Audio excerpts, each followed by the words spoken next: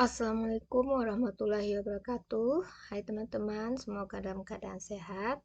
Kita sampai di part 4 soal P3K PJOK 2021.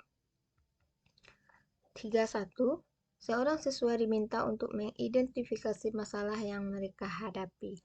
Lalu masalah itu didiskusikan dalam kelompok untuk mendapatkan solusinya. Ilustrasi ini berkaitan dengan perkembangan A. Kognitif, B. Kemampuan interaksional, C. Kemampuan integrasi diri, D. Kemampuan komunikatif.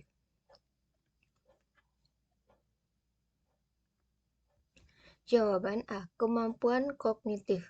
Pembahasan. Kemampuan kognitif adalah anak dapat berpikir, memahami, mengeksplor hal-hal yang ada di sekitarnya. Mereka memiliki pengetahuan dan kemampuan untuk menyelesaikan masalah. Itu pengertian dari kemampuan kognitif. Integritas kemampuan integritas yaitu memenuhi komitmen, menunjukkan kejujuran dan mengajarkan sesuatu dengan penuh konsisten. Sedangkan komunikatif merupakan kemampuan untuk menerapkan gramatikal suatu bahasa dalam bentuk kalimat-kalimat yang benar dan untuk mengetahui kapan, di mana, dan kepada siapa kalimat-kalimat itu dianjurkan. Jadi jawabannya A. 32. Tujuan pembelajaran yang menggambarkan proses dan hasil belajar yang diharapkan dicapai oleh peserta didik sesuai dengan kompetensinya dimuat dalam A. Silabus, B. RPP, C. Silabus dan RPP, D. SKL. Jawaban B. RPP. Langkah-langkah RPP itu ada identitas, tujuan, KD dan indikator, ada materi, metode, media, sumber, dan membuat langkah-langkah pembelajaran. Jadi, tujuan ada di bagian RPP. 33. Pada masa kini, siswa dituntut untuk dapat belajar setiap saat dan bisa terjadi dimanapun. Hal ini terjadi karena kemajuan teknologi yang memungkinkan belajar jarak jauh dalam jaringan atau online. Pernyataan di atas sejalan dengan teori belajar A. Sibernetik, B. Konstruktivisme, C. Behaviorisme, D. Kognitivisme.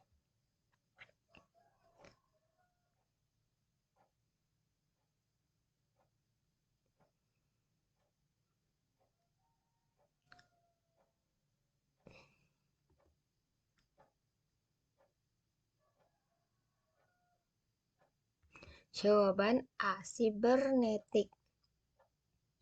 Pembahasan. Sibernetik merupakan suatu ilmu pengetahuan yang mempersoalkan prinsip pengendalian dan komunikasi yang diterapkan di dalam fungsi organisme atau mesin yang menjemuk. Dalam hal ini sering disinonimkan dengan umpan balik. Teori ini berkembang sejalan dengan perkembangan teknologi dan ilmu informasi. Menurut teori sibernetik, belajar adalah pengolahan informasi. Nah, contohnya seperti belajar daring sekarang ini ya teman-teman, itu sibernetik. Kemudian, konstruktivisme merupakan landasan berpikir pendekatan kontekstual, yaitu bahwa pengetahuan dibangun bukanlah seperangkat fakta-fakta, konsep atau kaidah yang siap untuk diingat. Siswa harus berkonstruksi pengetahuan itu dan memberi makna melalui pengalaman nyata. Menurut teori behavioristik, perubahan tingkah laku sebagai akibat dari adanya interaksi antara stimulus dan respon.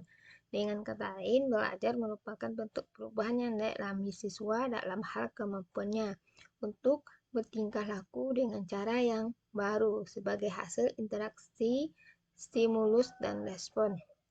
Sedangkan kognitivisme adalah suatu proses belajar melalui interaksi antara individu dengan lingkungannya dengan melibatkan proses berpikir atau nalar. Dengan teori kognitivisme, peserta didik akan memiliki pengetahuan yang lebih luas. 34. Komponen rancangan pelaksanaan pembelajaran terdiri dari A. Identitas, KI, KD, indikator, tujuan pembelajaran, materi, metode, media pembelajaran, sumber belajar, langkah-langkah pembelajaran, evaluasi. B. Identitas, KI, KD, tujuan pembelajaran, indikator, materi, metode, media pembelajaran, sumber belajar, langkah-langkah pembelajaran, evaluasi. C. Identitas, KI, KD, indikator, tujuan pembelajaran, materi, metode, sumber belajar, media pembelajaran, langkah-langkah pembelajaran, evaluasi. D. Identitas, KI, KD, indikator, tujuan pembelajaran, materi, metode, media pembelajaran, sumber belajar, evaluasi, langkah-langkah pembelajaran.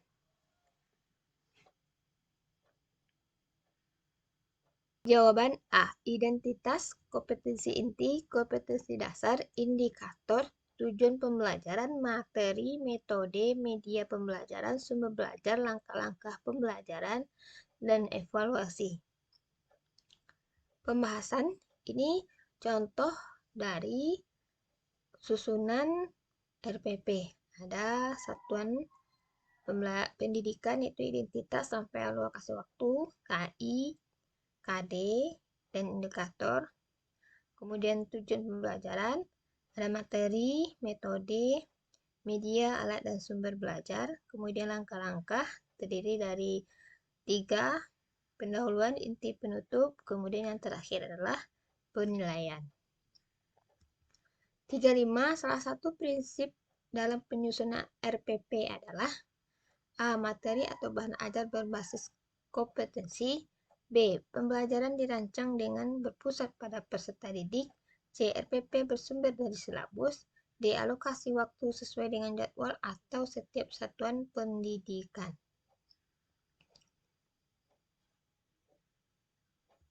Jawaban B. Pembelajaran dirancang berpusat pada peserta didik. 36. Benjamin S. Bloom mengembangkan ranah kognitif dengan urutan berikut. A. Ingatan, pemahaman, analisis, aplikasi, sintesis, dan evaluasi. B. Ingatan, pemahaman, aplikasi, analisis, sintesis, dan evaluasi. C. Ingatan, pemahaman, sintesis, aplikasi, analisis, dan evaluasi. D. Ingatan, pemahaman, analisis, aplikasi, evaluasi, dan sintesis.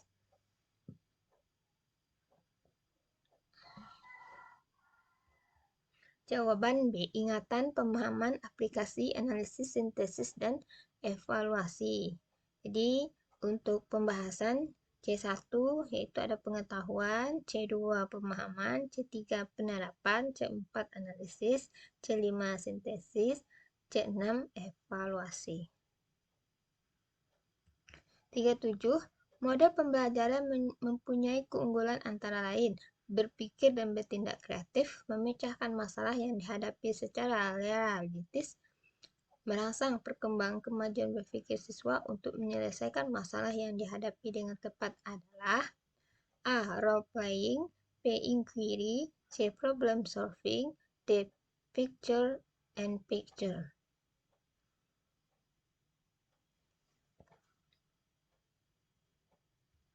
Jawaban C. Problem solving. Pembahasan.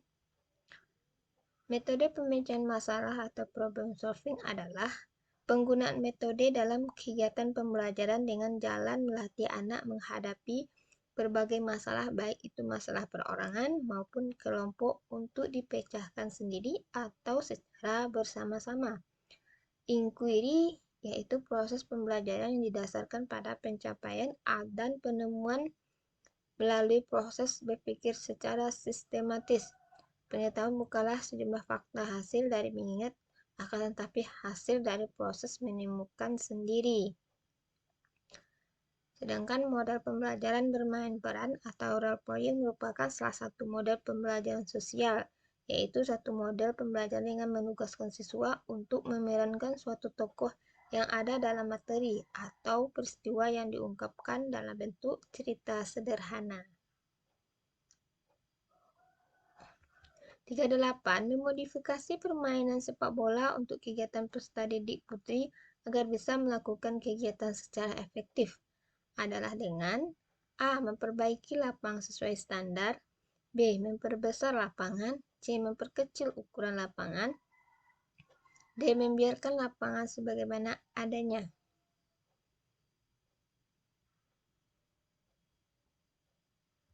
Jawaban C. Memperkecil ukuran lapangan. 39. Tahapan di dalam penelitian tindakan kelas setelah dilakukannya observasi. 39. Tahapan di dalam penelitian tindakan kelas setelah dilakukannya observasi adalah A. Pengumpulan data, B. Refleksi, C. Pelaksanaan tindakan, D. Perencanaan tindakan.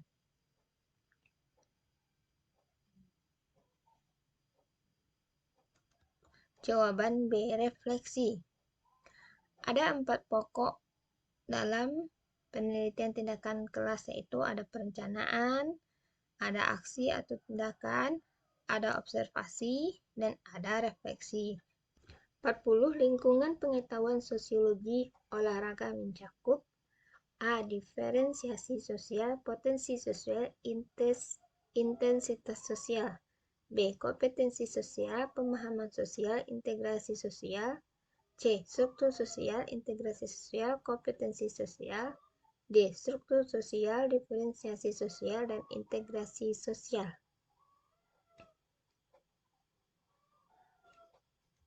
Jawaban D. Struktur sosial, diferensiasi sosial, dan integrasi sosial.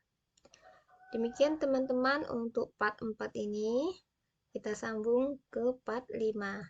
Assalamualaikum warahmatullahi wabarakatuh.